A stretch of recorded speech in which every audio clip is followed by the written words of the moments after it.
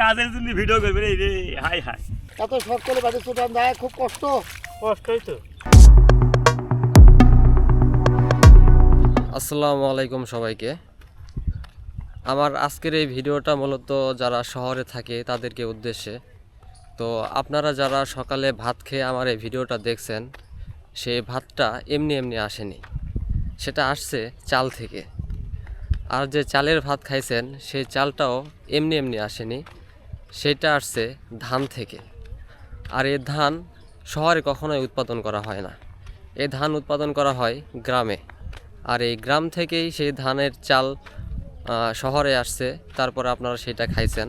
আজকের এই ভিডিওটা মূলত গ্রামের কৃষকরা কতটা পরিশ্রম করে এই ধান চাষ করে বা এগুলো উৎপাদন করে সেটাই বিস্তারিতভাবে আমি আপনাদেরকে জানাবো আজকের এই ভিডিওতে। So let's go. অনেকদিন পরে আমি আসলাম জমিতে। আসলে জমির এদিকে আসতে আমার খুব ভালো লাগে। আর এখন মূলত সবাই ধান লাগাইতেছে, অর্থাৎ ধান গাছ এখন লাগাইতেছে সবাই। তো এগুলা কিভাবে লাগায় বা বিস্তারিত কিভাবে এগুলার চাষাবাদ করে এই সম্পর্কেই সব কিছু জানাবো আজকের এই ভিডিওতে। আমাদের এখানে দুই সেশনে ধান লাগানো হয়, একটাকে বলে ইরি আর একটাকে বলে আমন। তো এখন যেটা লাগাচ্ছে এটা হচ্ছে ইরির সেশন। আর এখন সবাই আলু লাগাইছে, সরিষা লাগাইছে। এই সরিষা আর আলু তুলে এগুলাতে এখন ধান লাগাইবে।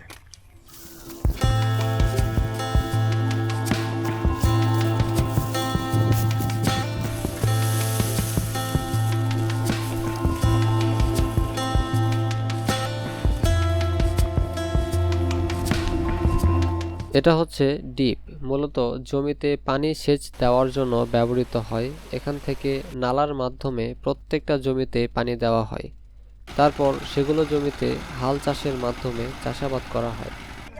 কেসামত ভাই, কি করিস? হ্যাঁ, খুব কাজ হচ্ছে দেখিচ্ছি। কাজ করলে কাজ কর, আর তোর কাজই তো দেখাবো আমি। কাজের জন্য ভিডিও করবে রে। হাই হাই,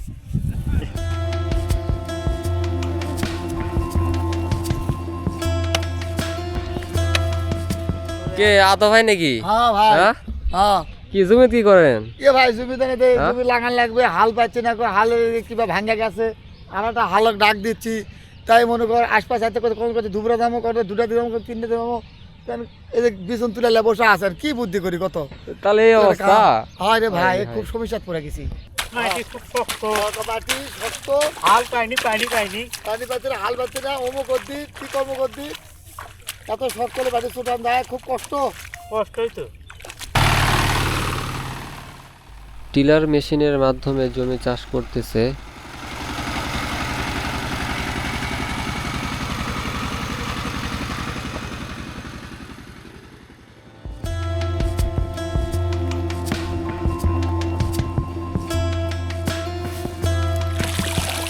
আমার হাতে যেটা দেখতে পাচ্ছেন এটা হচ্ছে ধান গাছের চারা, অর্থাৎ ছোট ধান গাছ, যেটাকে আমরা সবাই বিছন বলি।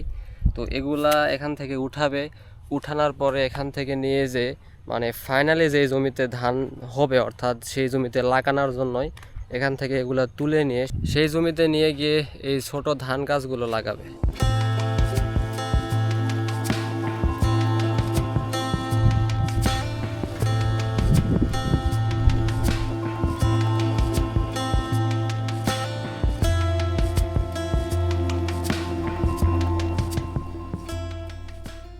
ইনারা বিছন তুলতেছে, অর্থাৎ ছোট ধান গাছ।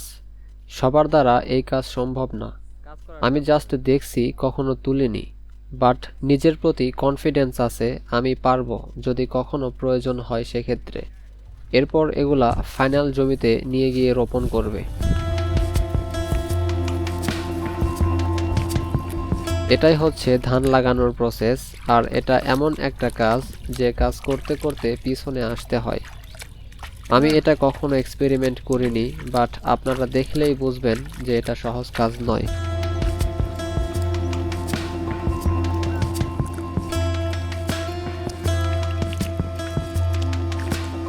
তো একাই ধান লাগাচ্ছেন?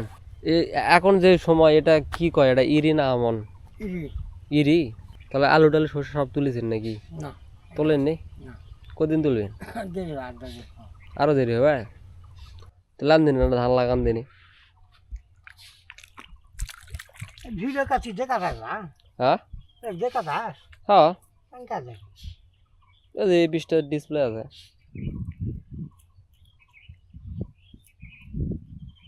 পানি না নাই? হ্যাঁ, পরে পরে দিবেন? হ্যাঁ। বাপরে।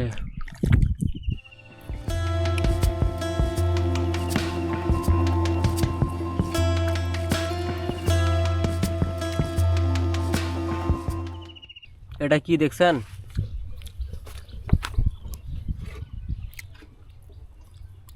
এটা হচ্ছে জমিতে পানি সেচ দেওয়ার অ্যানালগ একটা যন্ত্র।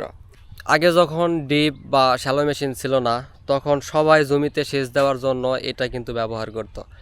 এটার নাম অন্য অঞ্চলে কি বলে জানি না, বাট আমাদের অঞ্চলে এটাকে আমরা সবাই সিনি বলি। আর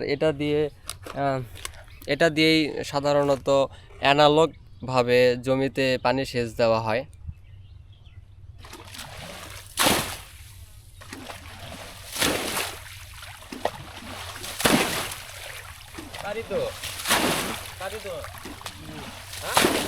হচ্ছে না?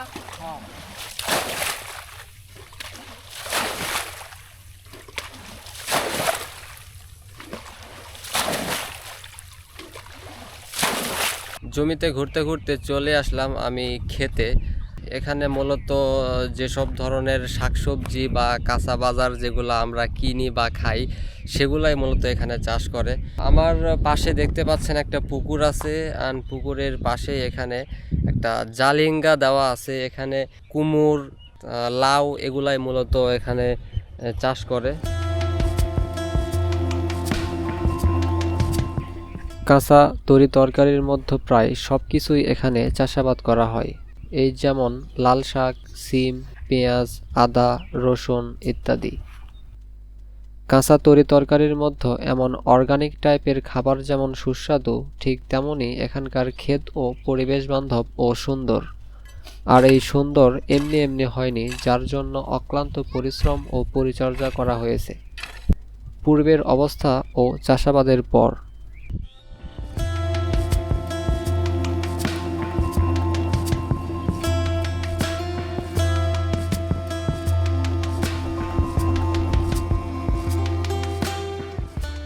আসলে জমিতে আসলে আমি অনেকেই অবাক হয়ে যায় যে আমি কি জন্য আসি। তো এবার আমি এসে অবাক হয়ে গেছি, কারণ আমাদের এই মাঠে সচরাচর গম কেউ লাগায় না, এবারে কে যেন লাগাইছে, দেখতে খুব ভালোই লাগতেছে।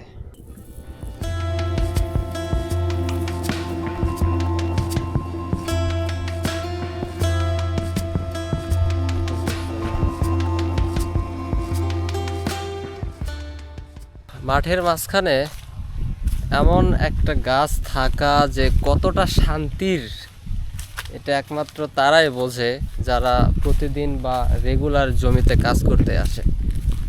এই যে বাইরে যে পরিমাণ রোদ আর যে পরিমাণ রোদের তাপ, মানে সারাদিন একইভাবে এই রোদের মধ্যে কাজ করা খুবই কষ্টকর। আর এই গাছটা থাকার ফলে এখানে যে গাছের বাতাস আর ছায়ার যে একটা শান্তি, এখানকার এই শান্তিটা সবাই অনুভব করার জন্য এই গাছের নিচে এসে বসে থাকে, একটু বিশ্রাম নেওয়ার জন্য, একটু রেস্ট নেওয়ার জন্য।